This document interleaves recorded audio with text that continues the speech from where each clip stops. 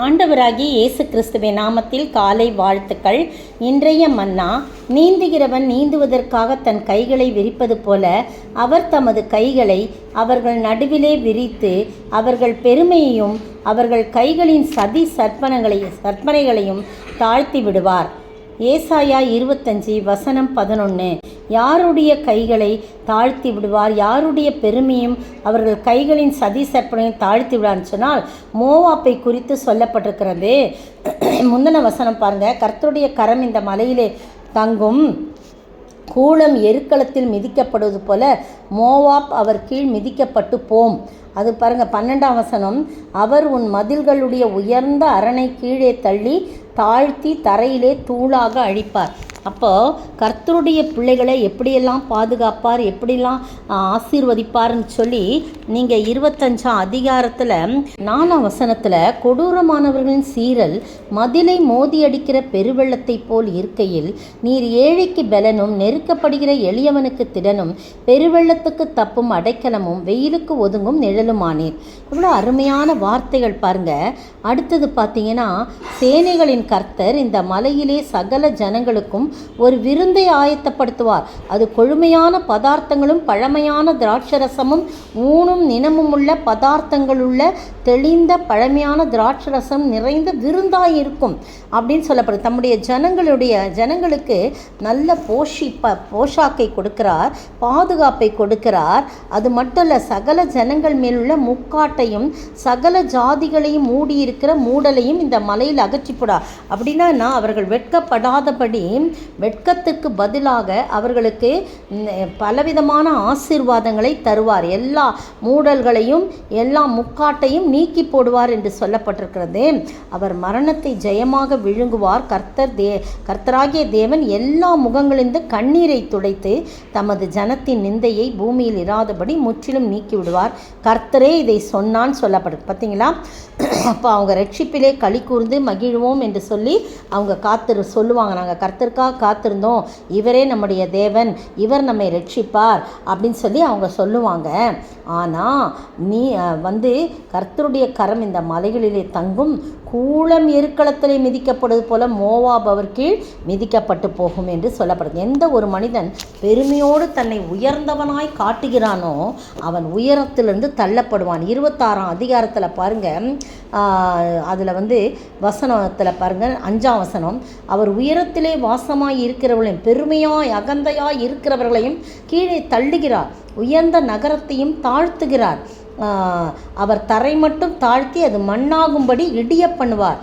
கால் அதை மிதிக்கும், சிறுமியானுடைய காலும் எளிமையானுடைய அடிகளுமே அதை மிதிக்கும் என்று சொல்லி போடப்பட்டிருக்கு. இந்த அருமையான வேளையிலே நீங்களும் நானும் கர்த்தருடைய பிள்ளைகளாக இருக்கும்போது நிறைய பாதுகாப்பு, போஷிப்பு, பலவிதமான நிந்தை, அவமானம் எல்லாம் நீக்கப்படும். ஆனால் கர்த்தருடைய பிள்ளைகளாக இல்லாமல் பெருமையோடு, அகந்தையோடு, அகங்காரத்தோடு உயர்ந்த நிலையிலே இருக்கிறது போல தன்னை உயர்த்தி காட்டுகிறவர்களுக்கு அவர்கள் தாழ்த்தப்படுவார்கள், காலால் மிதிக்கப்படுவார்கள். அவருடைய பெருமையெல்லாம் சதி சற்பனைகளையும் அவர் தாழ்த்தி போடுவான்னு சொல்லப்படுது. நீங்களும் நானும் அப்படிப்பட்ட காரியங்களிலே நாம் ஈடுபடாதபடி கர்த்தரால் உயர்த்தப்பட அவருடைய கரத்திலே நாம் தாழ்த்தி ஒப்பு கொடுக்க ஆண்டவர் தாமே கிருபை செய்வாராக. ஆமேன்.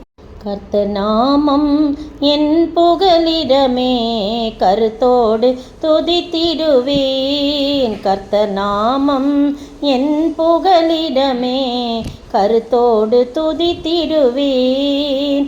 யெகோவாயீரே எல்லாமே பார்த்து கொள்வீர். கலங்கலப்பா நாங்க கலங்கலப்பா, கலங்கலப்பா நாங்க கலங்கலப்பா. கர்த்தர் நாமம் என் புகலிடமே, கருத்தோடு துதித்திடுவேன். ஸ்தோத்திரிக்கிற ஆண்டவரே, துதிக்கிற ராஜா, நீரே எங்கள் புகலிடம், நீரே கோட்டை, நீரே துருகம். நாங்கள் எதற்கும் கலங்க வேண்டியதில்லை. நாங்கள் எவ்வளவு தாழ்த்தி உமக்கு பிரியமாய் நடக்கிறோமோ அவ்வளவுக்கு எவ்வளவா எங்களை உயர்த்தி, எங்களை ஆசீர்வதித்து, எங்களை போஷித்து, எங்களுக்காக விருந்தை ஆயத்தப்படுத்தி, எங்களுடைய எல்லா அவமானங்கள் நிந்தைகளெல்லாம் நீர் அகற்றி போட்டு ஆண்டவரே எல்லா முகங்களுடைய கண்ணீரையும் துடைக்கிறவராய் இருக்கிறீர். நன்றி செலுத்துகிறோம். அதே சமயத்தில் ஆண்டவரே நாங்கள் பெருமையாய் இருந்தோம் என்று சொன்னால் நீந்துகிறவன் நீந்துவதற்காக தன் கைகளை விரிப்பது போல கர்த்தாவே, நீங்கள் ஆண்டவரே அப்படிப்பட்டவர்கள் உயர்த்தப்படுவர்கள், பெருமைக்காரர்கள் நடுவிலே நீர் உம்முடைய கரங்களை விரித்து அவர்கள் பெருமையும் அவர்கள் கைகளின் சதி சற்பனைகளையும் தாழ்த்தி விடுவீர் என்று சொல்லப்பட்டிருக்கிறீர் ஆண்டவரே. அப்படிப்பட்ட காரியங்களுக்கு நாங்கள் கர்த்தாவே பங்காளிகளாய் போய்விடாதபடி உம்முடைய சமூகத்திலே உம்முடைய ஆசீர்வாதத்துக்காக காத்து நிற்க நீதாமே உதவி செய்ய வேண்டும் என்று கர்த்தரும் மீட்பரும் ராஜாவுமாகிய இயேசு கிறிஸ்துவின் விலையேறப்பெற்ற நாமத்தில் ஜெபிக்கிறேன் பிதாவே, ஆமேன்.